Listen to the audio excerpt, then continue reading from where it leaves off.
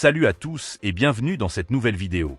Préparez-vous, car la nouvelle que je vais vous annoncer, personne n'y croyait plus. C'était le serpent de mer de la tech, l'Arlésienne, le saint Graal que des millions d'utilisateurs d'iPad attendaient depuis des années.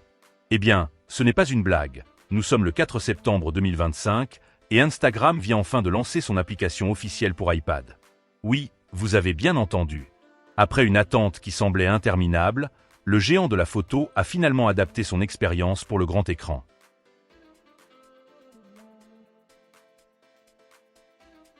La première chose qui frappe quand on ouvre l'application, c'est qu'on atterrit directement sur les réels. Instagram assume complètement sa stratégie en positionnant l'iPad comme une machine à divertissement, faite pour se poser et consommer du contenu vidéo. Cependant, une question se pose rapidement en naviguant sur le fil d'actualité principal, qui reste malheureusement centré au milieu de l'écran. Instagram justifie ce choix par la complexité des différents formats d'écran d'iPad, mais on ne peut s'empêcher de se demander pourquoi une telle solution a nécessité plus de 10 ans de développement. C'est un mystère qui risque de rester entier.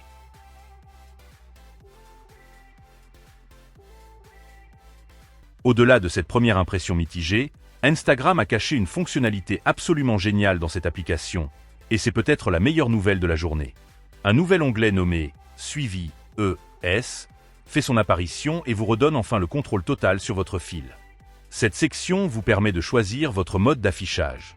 Vous pouvez opter pour le fil « Tous » qui mélange les publications des comptes que vous suivez avec des recommandations, ou un filtre « Amis » qui se concentre sur les comptes avec qui l'interaction est mutuelle. Mais le véritable trésor, c'est l'option « Plus récent » qui marque le grand retour tant attendu du fil chronologique, où les publications apparaissent simplement dans l'ordre de leur publication, sans aucune intervention de l'algorithme.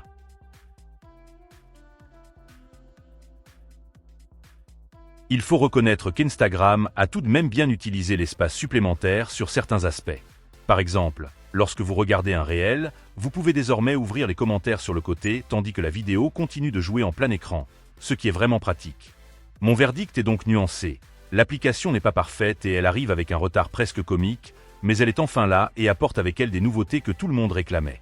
L'application Instagram pour iPad est en cours de déploiement dans le monde entier sur iPadOS 15.1 et les versions plus récentes. Et pour les utilisateurs de tablettes Android, sachez que ce nouveau design arrivera aussi, bientôt, sur vos appareils. Alors, qu'en pensez-vous? Dites-moi tout dans les commentaires, et n'oubliez pas de vous abonner pour ne rien manquer. À très bientôt!